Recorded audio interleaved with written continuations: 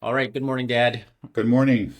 Today is Monday, March 31st, and there's so much happening right now. I don't know where to start. I kind of hmm feel like the first month of Trump's presidency, things were looking good, and now it seems to all be falling apart. Is that how you're Uh-huh. feeling? More or less. I always had my worries about Trump, and it's clear that he has, he's well intentioned about some things. I think he's clearly well intentioned about Ukraine. I think he really does want the war to end, um, but there's a lack of competence, I believe, on his part and his team.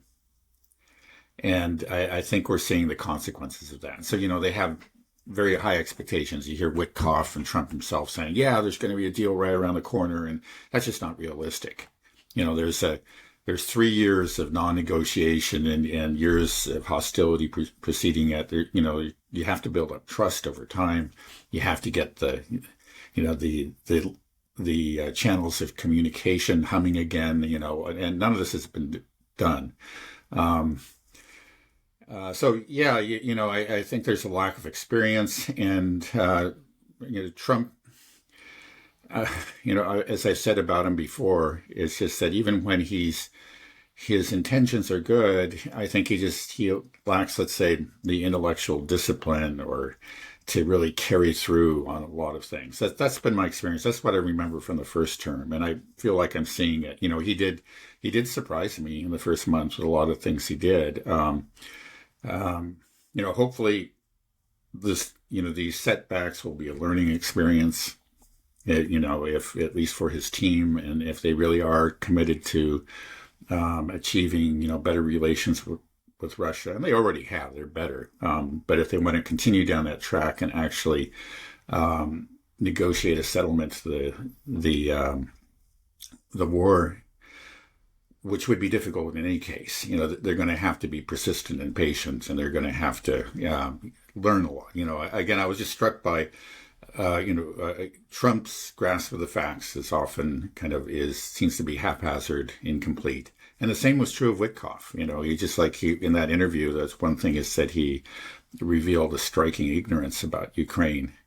Again, he admitted to some things that the previous administration would never admit to. He admitted to some truths, but there was also just a lack of knowledge. It was clear there, and that just has to be an impediment to any real successes. Talking about the interview with Tucker Carlson. Correct. So, what was some things that he was woefully ignorant of? Well, he didn't know the name of the oblasts or regions that Russia was laying claim to. I think he managed to remember two of them. He didn't know the recent history of Ukraine. He thought that Ukraine had been cobbled together actually under Khrushchev, and so he confused it with the transfer of Crimea to Ukraine under Khrushchev. But it was actually cobbled together, I believe, under Lenin. It was in the first years of the Soviet Union. So those are, and there were other things, but that just you really do need. You can't just have good intentions. You can't just have good negotiating skills. You got to know who you're dealing with. You really need to know, like the Russians and Ukraine inside out. And I just get the sense that, that knowledge, that expertise is not there. So, where do you want to start? Do you want to continue with the Russia-Ukraine case? You don't think that a ceasefire is likely, a negotiated settlement is likely? There was all this talk, and Right. Yeah. Well, I always felt that way, and it just seems increasingly unlikely.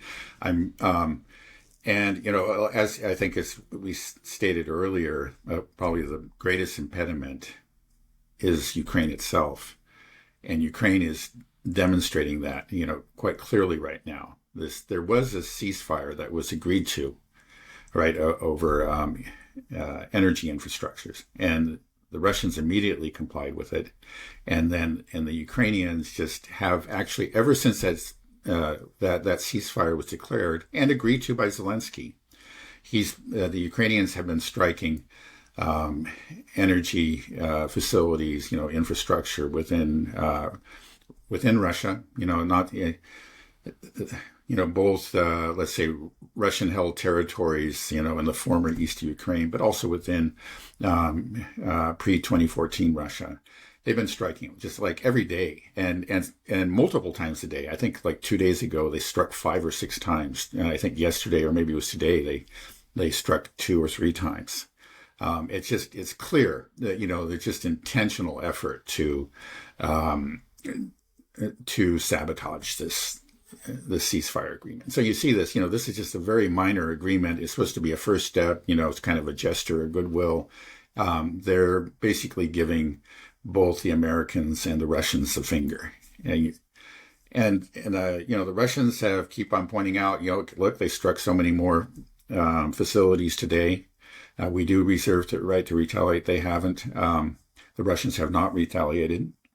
I think they're just using this, hopefully that they're just using this to demonstrate to the Americans, what they're dealing with in Ukraine. I don't think the Russians were really surprised by the Ukrainian behavior, but you hope that I haven't heard anything. That's kind of disturbing.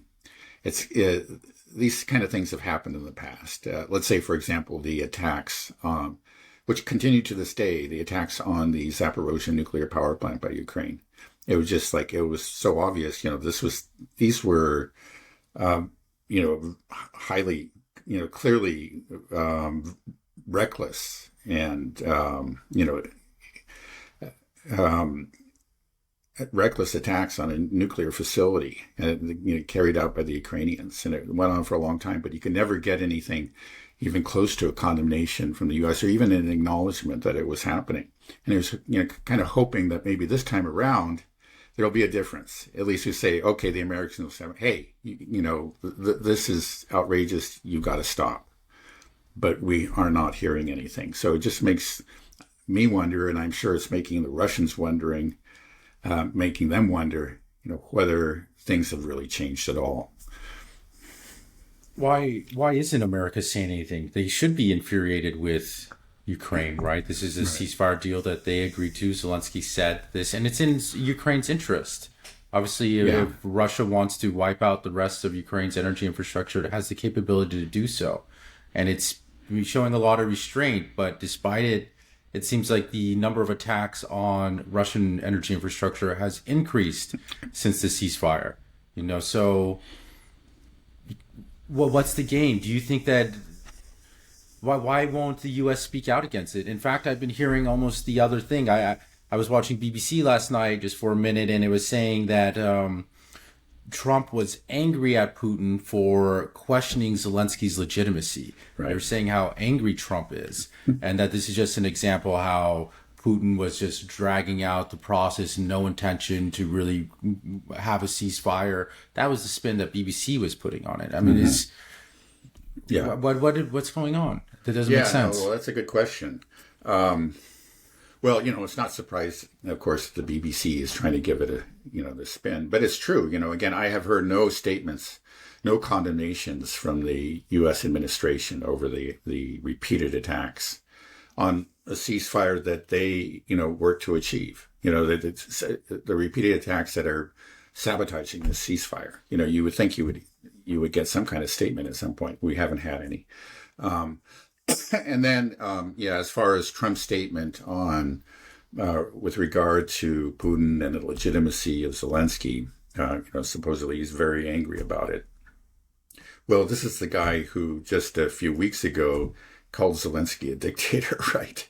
So I don't know. It just does not seem like he's really in a position to be very angry. And it's not like Putin is bringing it, has come up with this for the first time. This has been his consistent position. Putin, if nothing else, is very consistent. He where he stands. He's not like Trump, who says one thing one day and then something else the next. He says the same thing. Like when he adopts a position, he maintains it. He set the terms again for a settlement. He set them out back in June of last year, and he and his entire, administration have been very, very consistent about that ever since. And then it's for the last several months, he's been making this argument about Zelensky's legitimacy. And so it's nothing new. I don't know why Trump would be angry. If he said, okay, I'm going to drop that, I'm not going to question its legitimacy, and then he went back on it,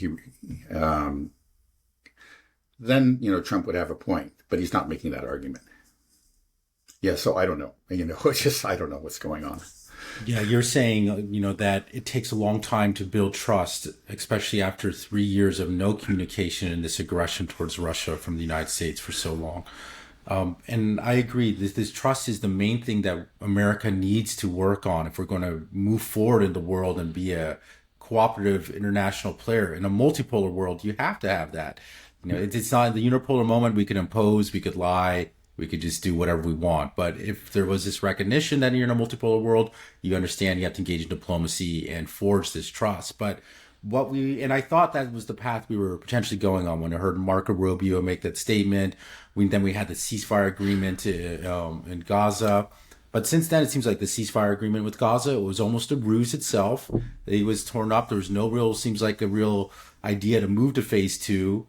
And then we see these negotiations happening in Russia right now, where we push forward the ceasefire agreement to stop attacks on energy infrastructure, and it seems like we're doing nothing to back it up.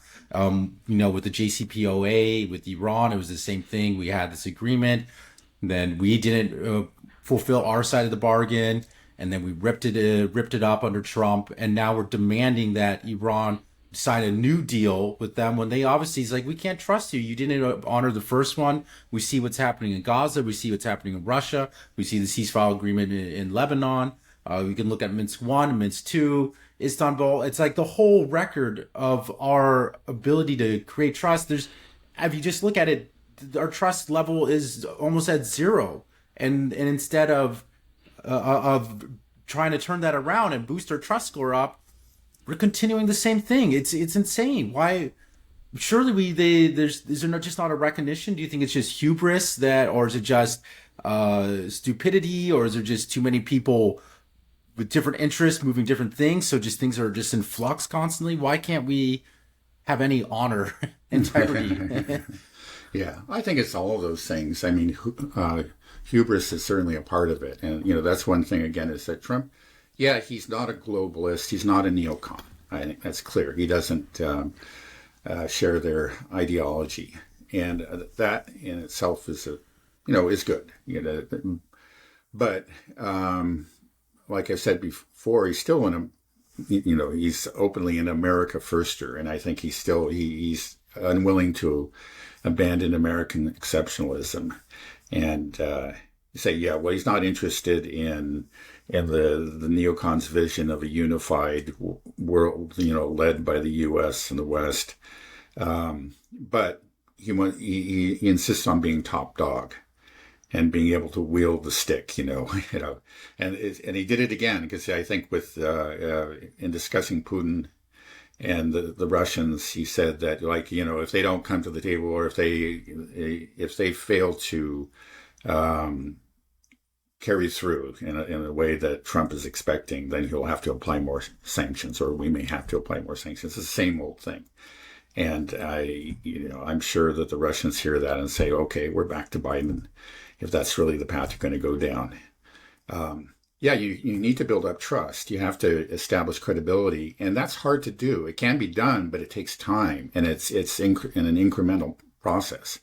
If you lost trust, you can't demand the other side, okay, now you must trust me in this vast overarching agreement that I'm presenting to you. So no way are we going to trust you. Why should we? We're not. But if you can build up trust over time, with smaller things, the other side is willing to take risks, whether it's Iran or Russia, if it's a very small issue. And one example was this energy infrastructure ceasefire. It was a very small step, and people kind of ridiculed it. But you do have to start with small things like that. But even there, we're failing. It's, the Ukrainians are sabotaging it, and it looks like the Americans aren't doing anything about it. They're not doing anything to rein in, their rabid dog in Ukraine. So we're not going to get anywhere if we don't have trust. Do you think Russia is just waiting for the U.S. to do something about Ukraine? It's like, this is your proxy, Ukraine. You agree to it. Are you able to enforce it? Will they give them a certain amount of time, and then Russia's like, okay, we're going to have to, we're going to retaliate now. We're going to wipe out some more of their energy infrastructure, and then they might start doing a faster advance and move on to Odessa, Kharkov. Right. Well, I think they're probably, they've stuck with the ceasefire so far, in spite of the repeated, the great number of violations by the Ukrainian side. And they probably will stick with it all the way through to the end for all 30 days. I'm just guessing, to make a point. Say, look, we abided by it. The Ukrainians didn't. Now, you cannot blame us. We're pulling out of it. They can do it because they're not really sacrificing very much or very little. First of all, the Ukrainians, they are striking, let's say depots and pumping stations or just hitting electrical high tension power lines, that kind of thing, and causing power outages.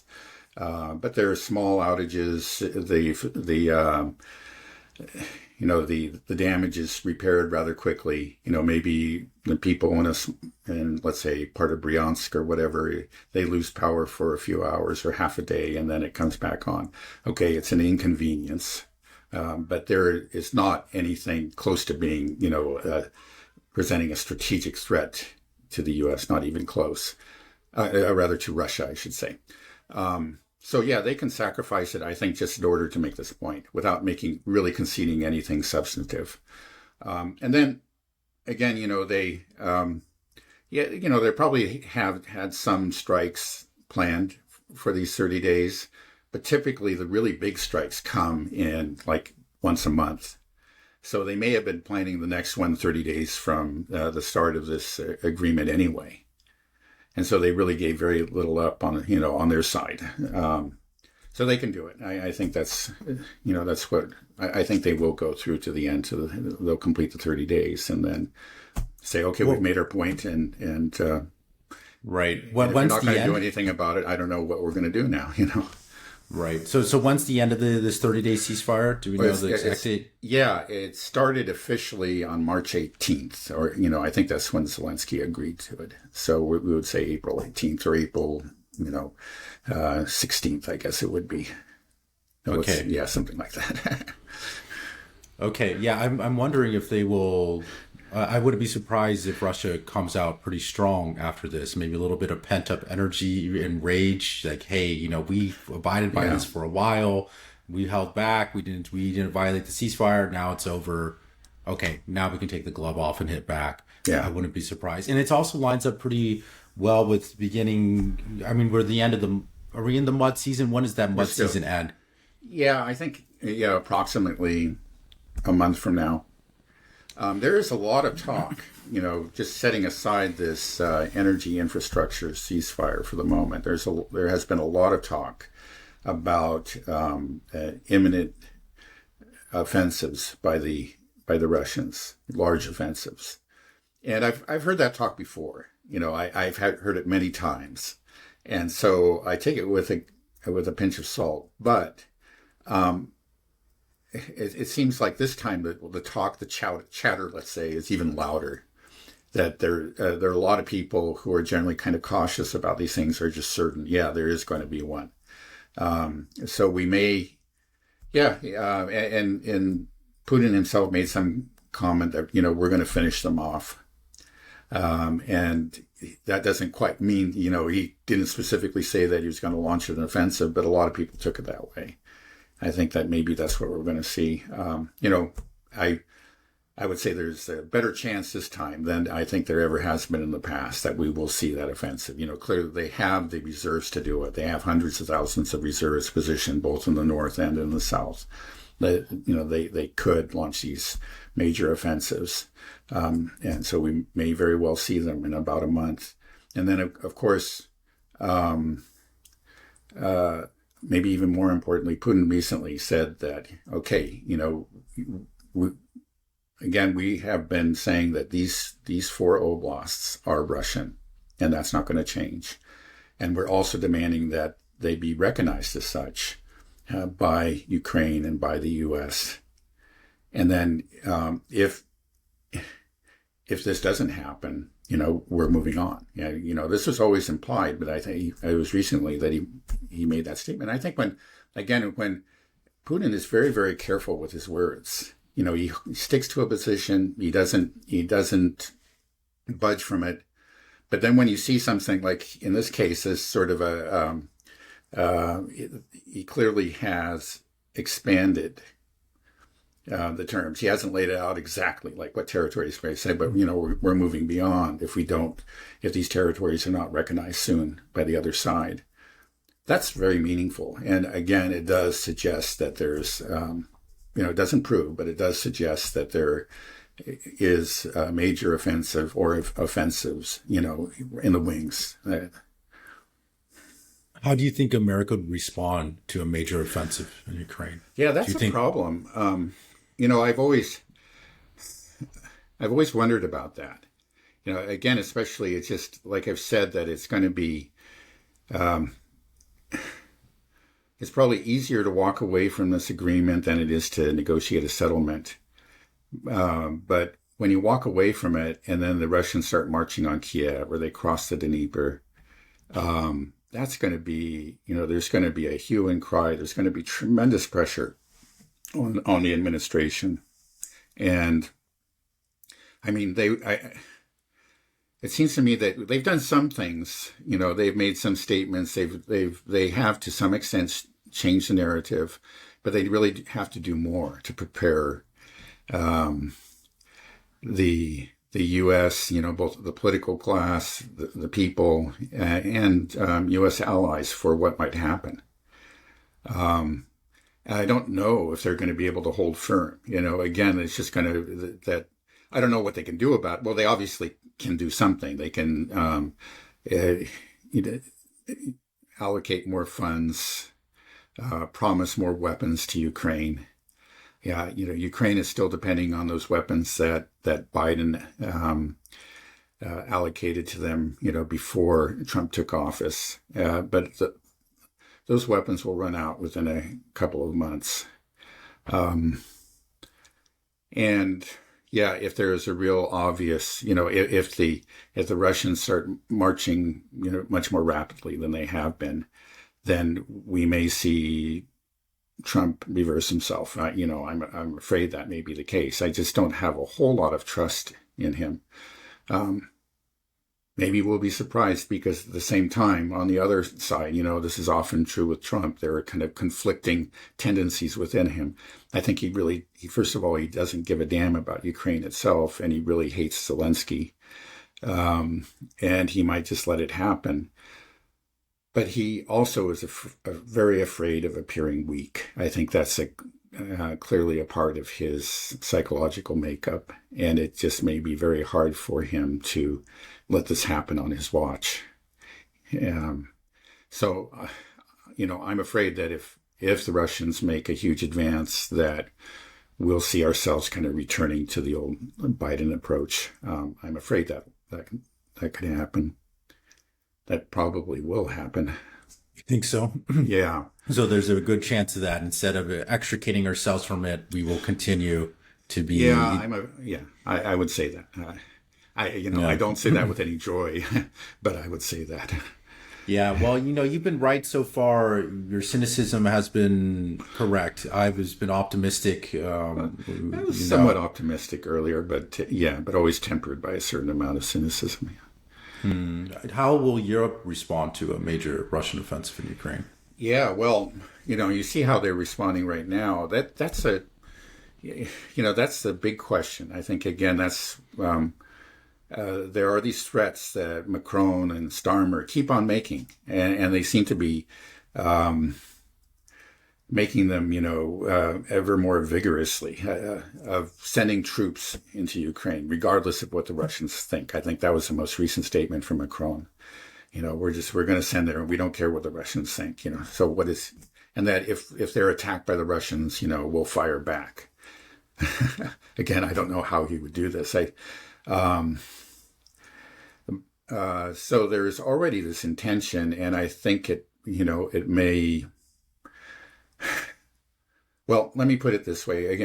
Let's say on the hopeful side, and I'll present the argument that John Mearsheimer made recently. He said that it would actually, maybe this is what we need. We need the Russians to really, to make these large advances and the desperate situation of Ukraine to become clear to everyone. And then maybe realism will set in both within Ukraine and within Europe. And then we can start to negotiate. That's possible. That's the hopeful thing. But it's just that I have never seen any kind of, I haven't seen any of this realism so far in either the Ukrainian government or in the European governments, with the well-known exceptions in Europe. So I'm afraid that the opposite could happen. And instead of finally, accepting reality and approaching the negotiating table in a realistic spirit, we may see just the hysteria reach new heights, and we could actually see European troops sent into Ukraine.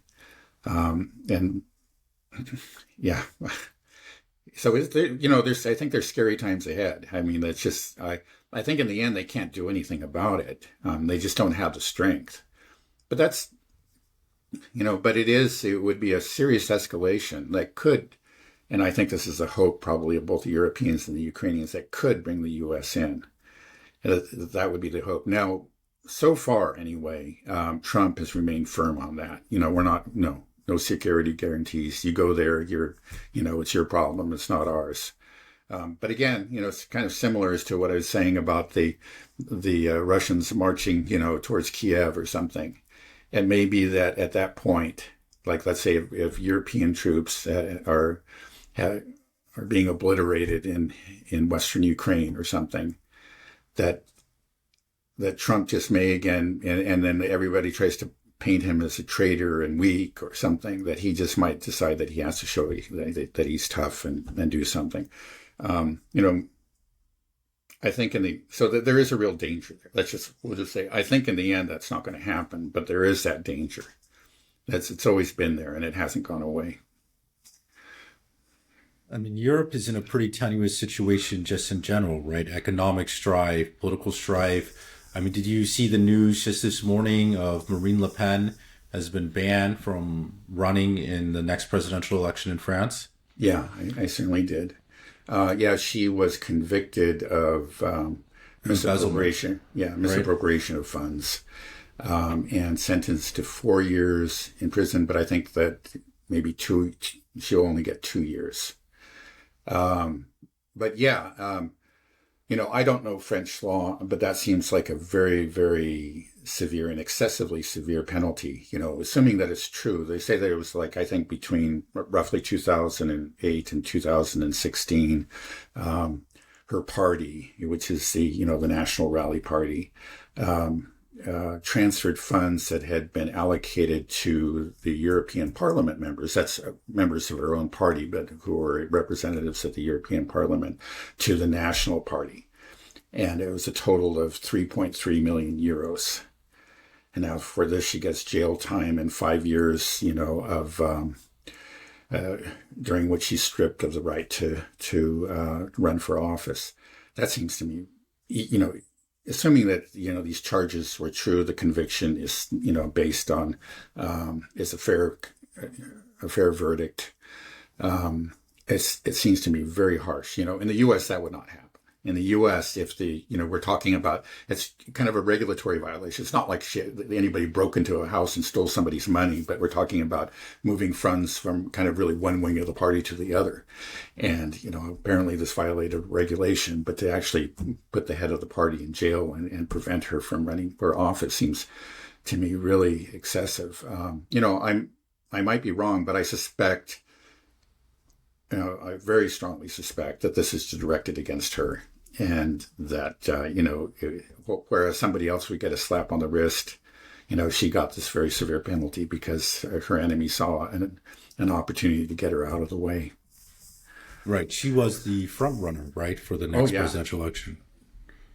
And so we saw the same thing that happened in Romania. Gorgescu It seems what to be clearly a politically motivated attack on charges brought up against him.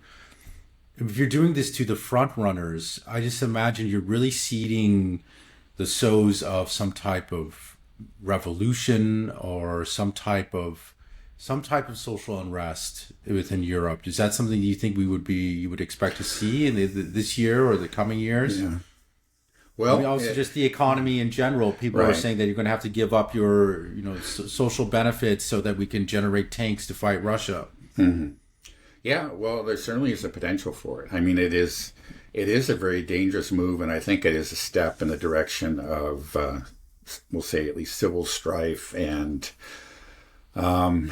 it, though obviously they would phrase this differently. They would say that this is, they're doing this in defense of democracy. They're banning candidates in defense of democracy.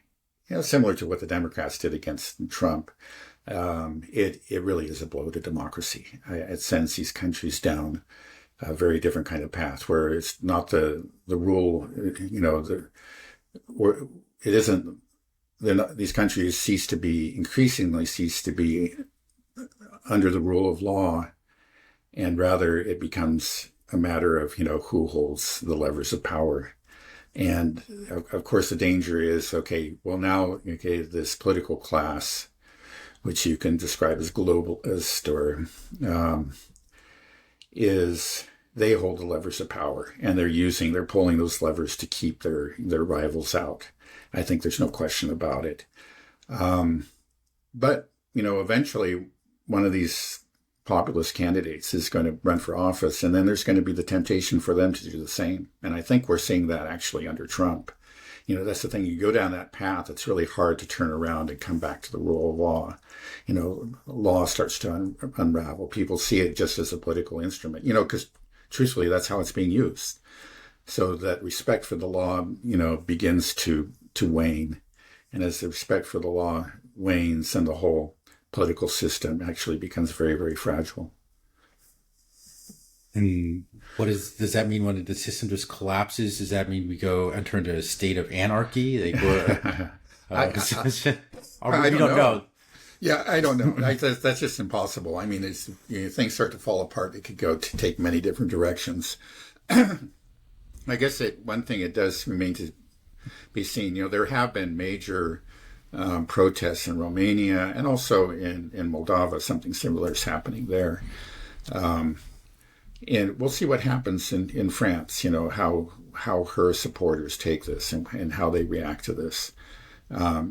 She was not actually the head of the party. I think she transferred that to I forget the man's name right now. Terrible with names. But it's possible that he could run for office and actually win the presidency. We'll see. Or, are they going to launch very vigorous protests, on a scale that really does threaten the government? We'll see. A lot of it depends on how the opposition takes us, how the National Rally takes us. Okay. Well, a lot happening over in Europe. I'm just a little bit worried how it's all going to play out. I mean, here for the U.S., just the whole Western world is kind of crumbling. We're just seeing it all beginning to fracture and split, and it's chaos will most likely reign, and that's not good for us or the world. So it's quite frightening. Okay, well, let me move over to the Middle East for a little bit. So I'm sure you saw this, Trump's take on Iran. He said, if Iran does not agree to a nuclear deal, there will be bombing, and it will be bombing the likes of which they have never seen before. What do you make of that threat? Well, it's very worrying, and it does make me think that perhaps we'll have to call off our trip to Iran this year. There's no guarantee that it'll happen. I mean, Trump has made empty threats in the past, but, I just wouldn't count on it. Again, he could go that way. It's not just, it's not just him. In this case, he's surrounded by people that are, who are willing to be flexible on Russia and Ukraine. but I don't think are willing to be flexible on Iran. They're anti-Iran hawks. I think it's just true throughout his administration. It's true of his Secretary of Defense, Pete Hegseth, for example. Yeah, it was, back when Trump assassinated General Soleimani, during his first term, Pete Hegseth, I guess that time he was working for Fox News, actually called for, for just a general attack on Iran, to go after their civil infrastructure, their nuclear facilities, even more, even mosques, and he was looking for just kind of a general regime change operation. And Trump, okay, I don't want to say to his credit because he did this awful assassination, but he did stop with the assassination. And he has shown a reluctance to involve the U.S. in wars, but again, maybe he thinks that he can get away with this. Again, maybe the Israelis have been telling him, and I'm sure they have been, that we just completely gutted the air defense of Iran. They're naked. You can just go fly over and drop your 30,000-pound bunker buster bombs. That's apparently what they prepared. These bombs are so huge that they really could destroy some of these facilities that are deep underground, or potentially could. So he might be thinking that this is something that he can pull off, and we'll see. Again, the stories about the obliteration of Iran's air defense, I just don't believe. I can't know for sure, but I'm very skeptical of that. I think that they have actually, good air defense, and it's only going to get better with Russian support. And again, it's just that this is something completely different from Lebanon or Gaza, where the Israelis just rule the sky and they can drop their bombs and fire their missiles at will. They can't do that in Iran, and it's going to be a completely different.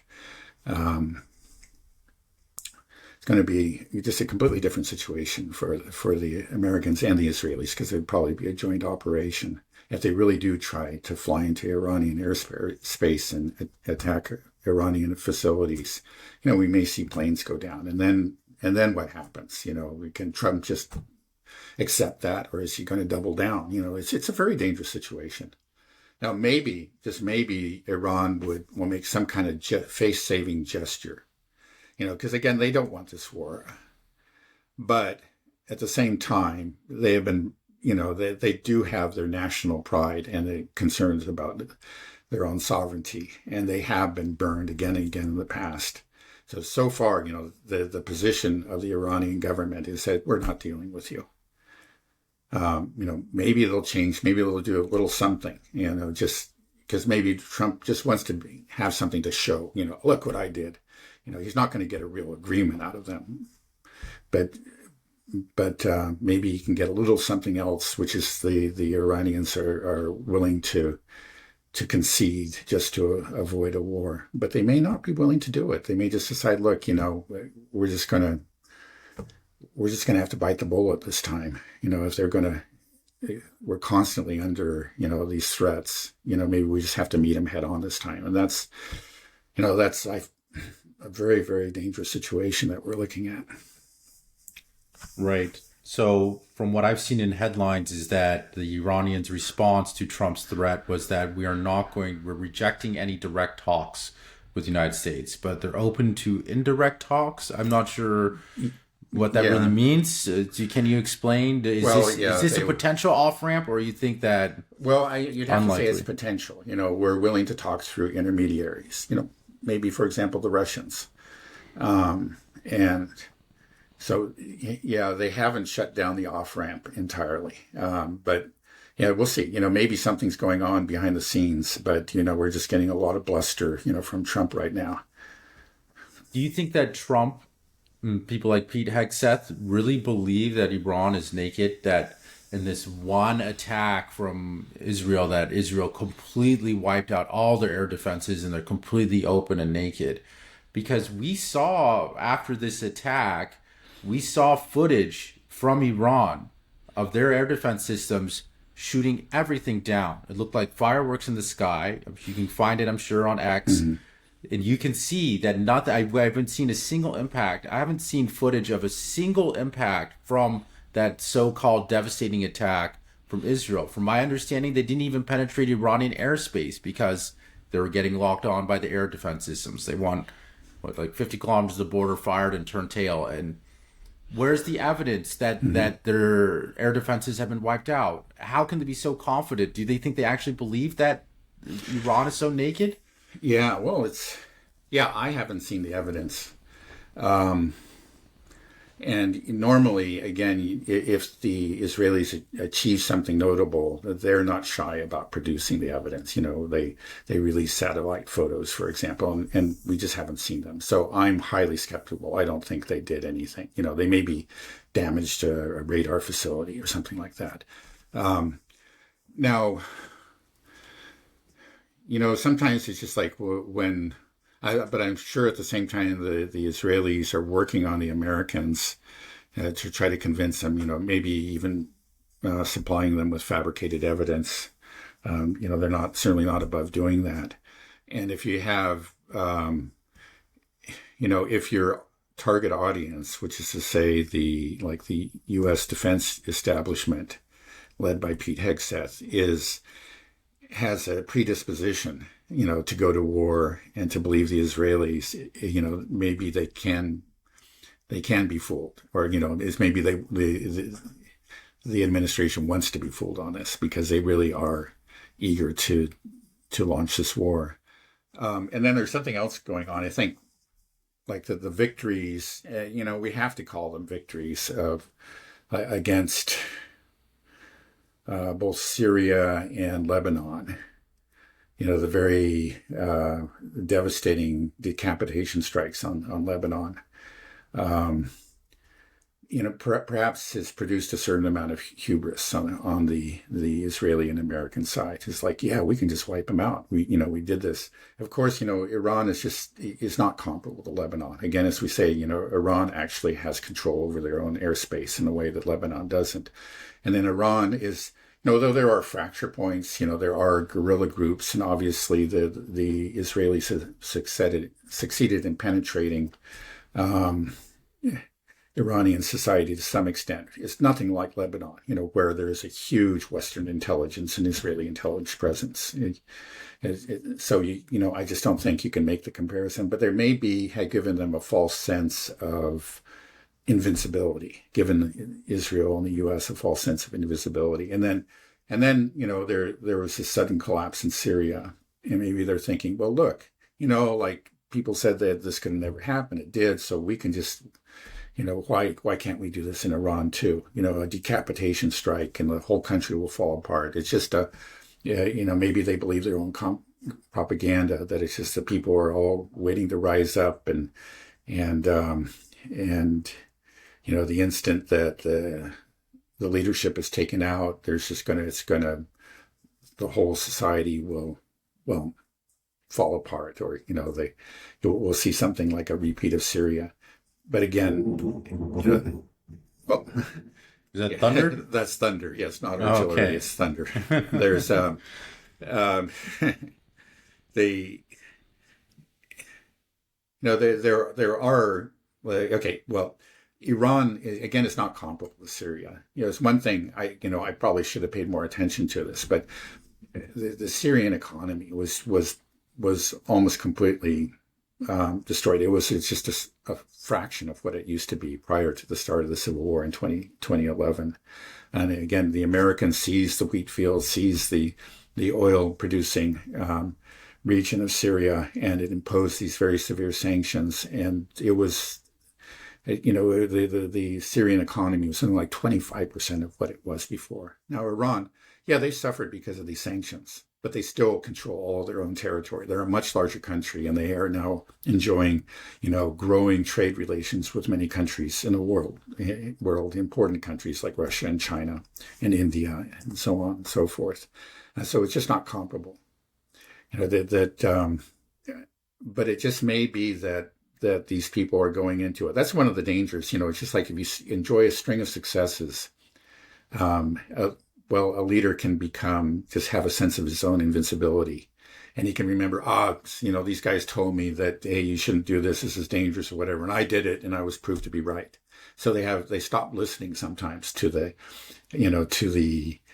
as they see it, the naggers, or the,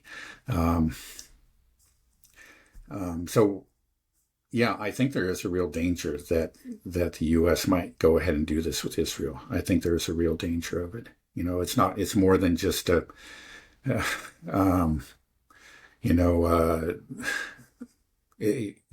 on the order of 50% anyway. I'm really worried about this. Yeah, me too. Just the language that Trump is using, saying, there will be a bombing and it'll be bombing the likes which they have never seen before. You wouldn't use that rhetoric if you were aware of Iran's capabilities. I think we've completely underestimated Iran, which I find extraordinary after they have made multiple demonstrations of their capabilities. Talked about the Soleimani attack. We've seen what they did in Tel Aviv, in Israel on two attacks that they carried out. We know that they have hypersonic missiles. We know that they are in a defense contract with Russia. We know that they can punch back. But if you know that, why would you say something like this? Yeah. We would never say something like this to the Russians, right? At least I don't think so. Yeah. Well, the truth is, again, that we haven't. There's been talk about striking Iran for better than 20 years. And we have always, and sometimes it seems like we get close to doing it. There's a real effort. Within the different administrations or serious consideration is given to the attack. So we've gotten close to this in the past. And the most recent, of course, was actually under Biden. Apparently, the Biden administration was very carefully considering an attack on Iran, a joint Israeli attack on Iranian nuclear facilities, and then they decided against it. Now, I think they decided against it, and the reason that we've always pulled back is there is an understanding. There are realists, and honest analysts that's within the intelligence agencies and within the Pentagon, and they have always won out in the past. So it's just like though clearly George W. Bush wanted to, I think Anthony Blinken wanted to, but in the end, they lost the argument because the other side or the realists could say, look, if you go down this road, there's a very, very high chance that we're going to have these catastrophic, consequences. It's not going to be a good look. It's going to be a real mess. So let's not do this. Now, I'm sure that those same people are saying the same thing, to Trump's people. But for the reasons that I've just laid out, there's a chance that Trump's people are ignoring them. That's scary. You've told me that Iran has been preparing for a war with America for decades. This is something that they've been getting ready for. Can you tell me how ready Iran is for a war with the United States? Yeah, well, I don't know the details. We've seen actually video footage released by Iran of tunnels, very large tunnels underground, that are part of these underground missile facilities. And so they do have, all kinds of installations underground. And again, Iran is a large country, and much of it is very mountainous. So there are some of these facilities are deep within mountains, and they've had time to carve out these underground facilities. And they have studied the U.S. and have made strategic choices about how they're going to defend themselves and respond. They know that they don't have an air force or will ever have an air force that can really, counter the U.S. But they have worked on the new technologies, which we found to be, drone technology and missile technology, hypersonic missiles, that kind of thing. and they've we don't know how many of these missiles they have, but there's no question that they have a considerable number, and they've demonstrated that these are very precise. Again, the U.S. has a lot of assets in the region that would be very vulnerable to missile attacks and drone attacks. So, yeah, they can, and then they have significant air defense. I'm sure there are holes in it. It's a very large country. It's probably not as good as the Russian air defense. The Russian air defense is supposed to be the best in the world. And, even though it's the best in the world, occasionally something gets through because it's a huge country and no air defense, no matter how good it is 100%. So I think inevitably some things would get through and do some real damage to Iran, but it wouldn't be on the scale that, would cause them to surrender or anything close to that. And they would be able to retaliate in a, in very significant, potentially devastating fashion. Is the United States, is our ability to inflict damage on Iran primarily through our Air Force? Is that what it would be? Yeah, I think it would mainly be air-launched and ship-launched missiles. Okay, let's say we have planes, and we have these stealth bombers who are flying over Iran to bomb Tehran or bomb some nuclear facility deep in the mountains. What is the likelihood of these planes being shot down? Well, I think there's a significant likelihood. The stealth technology has been shown to be,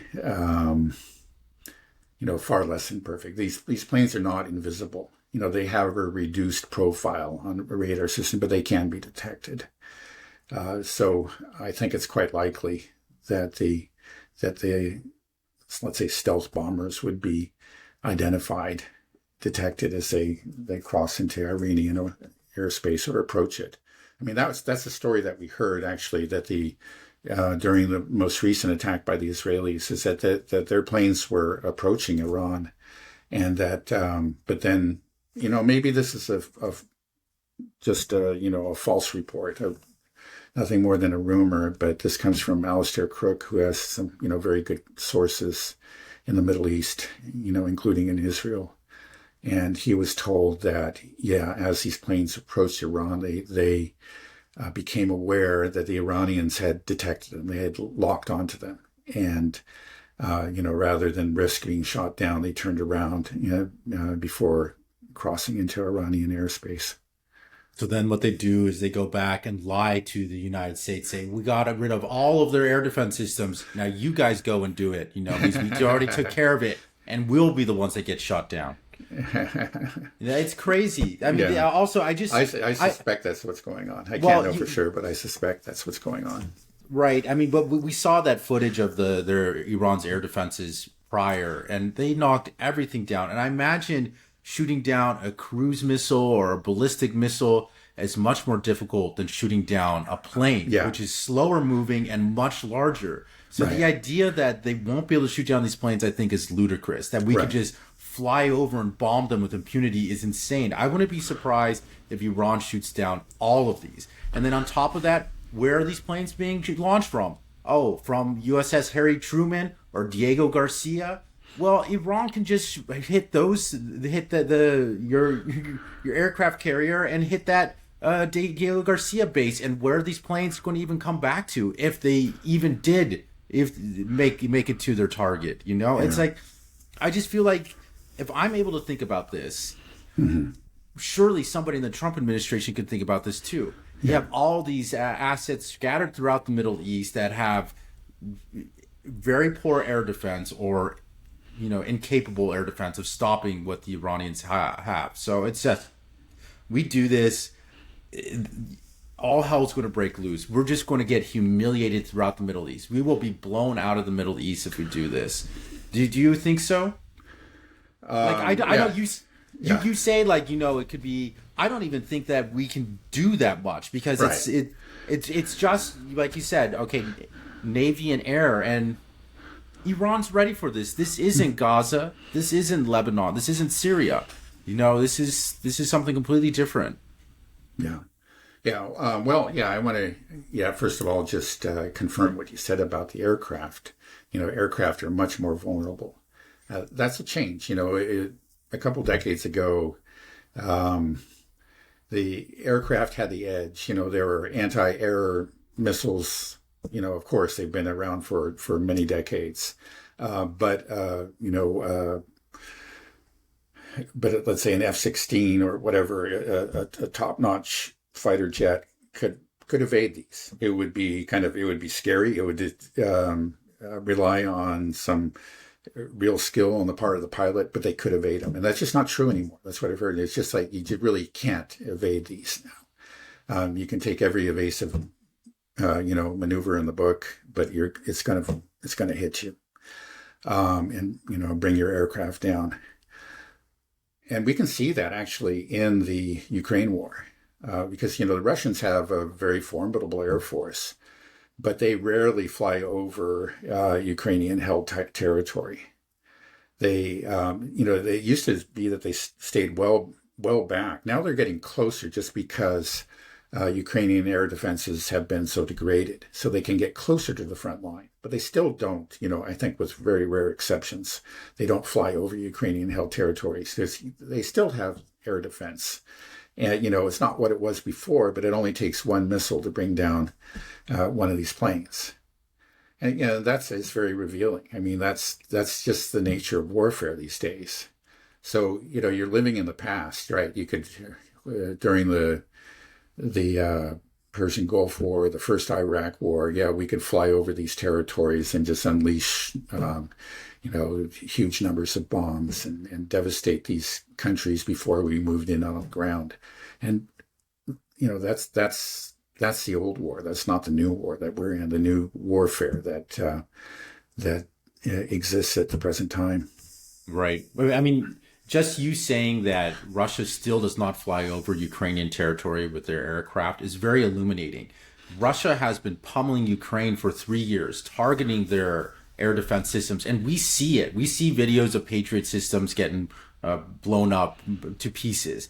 And despite 3 years of systematically targeting and destroying, Ukrainian air defenses and defense capabilities, they still haven't destroyed all of it. So the idea that in one magical attack that Israel pulled off, where there's no evidence of any strikes, that we did it in one go, despite Russia using hypersonic missiles that cannot be shot down to take these things, using zircons and whatever they have, and it's a process. We see that it's a grind. You can't just flip a switch and then it's over. So the idea that Iran is naked is so absurd, in my opinion. But I see it touted again and again. When I go on X, I see people say, they're going to find out. They don't have any air defense left. I see it stated by so many people, and it's insane to think that if you just, think about the things we've said, right. Yeah, no, you're right. It's been 3 years of devastating missile strikes on Ukraine. And their air defense has been seriously degraded. Their energy infrastructure has been seriously degraded. It's just a fraction of what it used to be. But it took 3 years. And Ukraine is roughly the size and population of Iran. Not population. Iran's like twice the population. Okay, right. I was just going to say, exactly. So, and in fact, often we hear, and this is actually another mistake that Witkoff said, that Ukraine has a population of 40 million.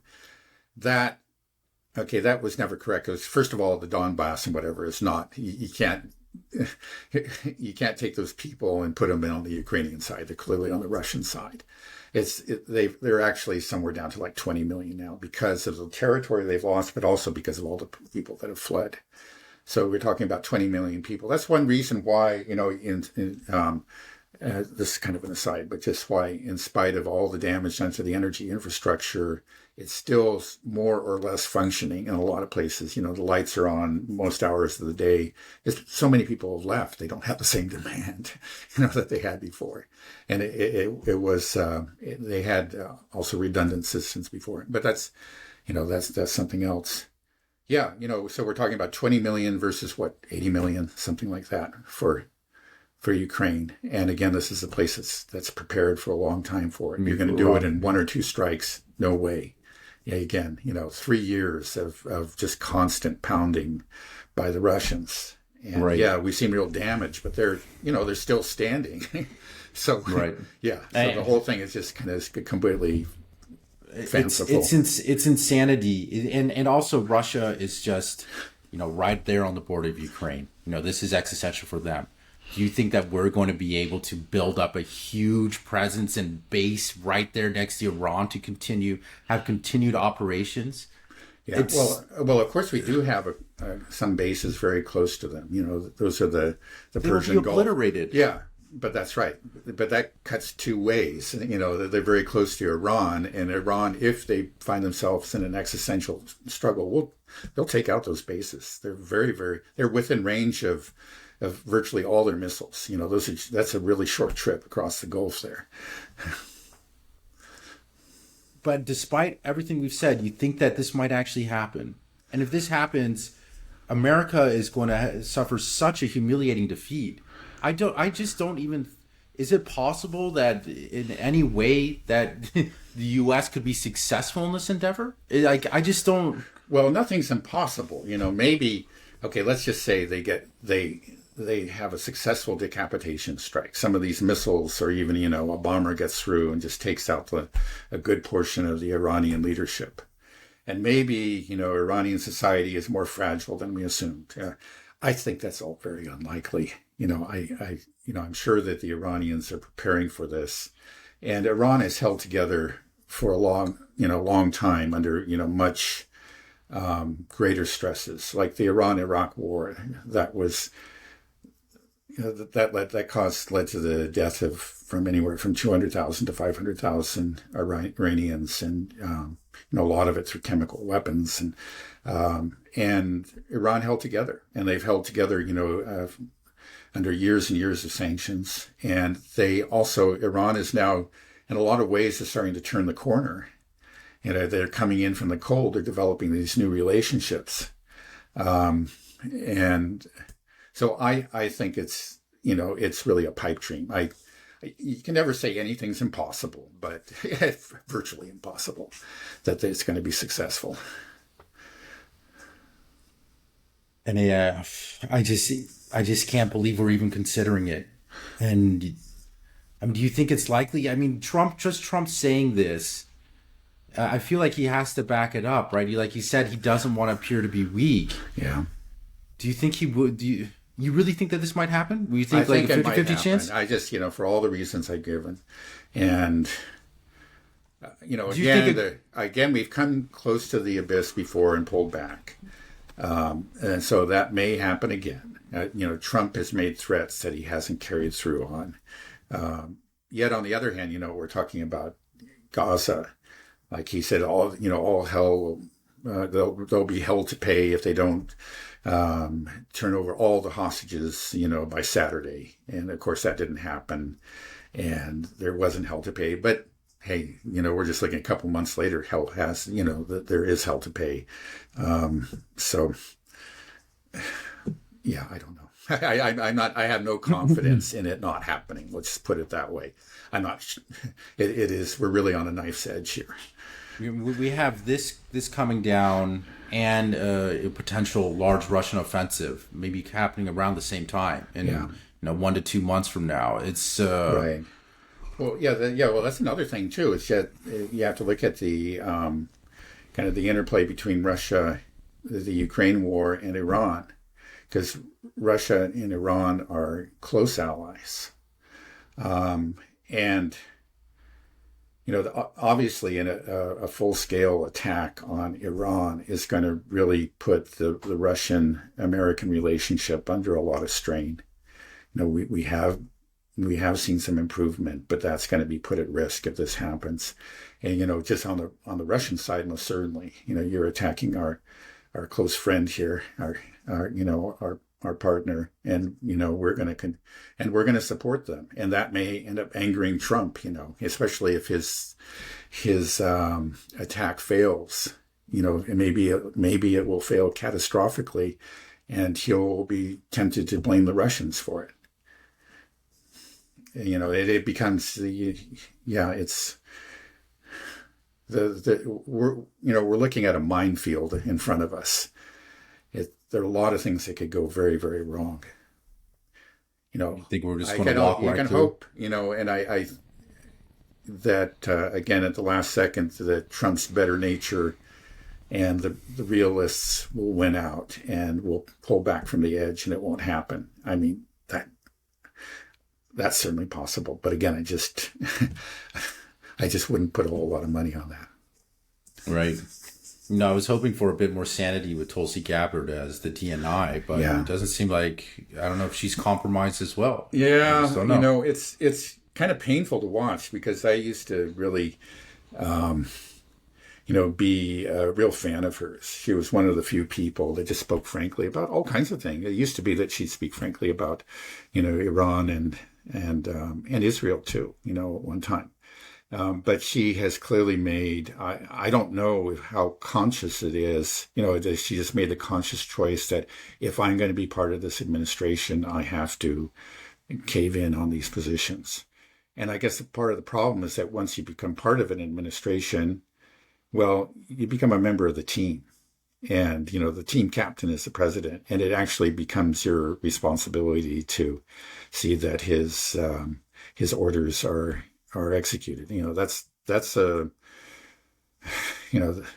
position that she is in, and I don't know to what extent she really is sold out, like or to which she just consciously she's telling herself, "Hey, I don't like this, but I just have to go along with it, and maybe I can do some, and I believe I can do good in some other areas, like Syria. We did get that UN resolution on Syria, and I think that probably she had something to do with that.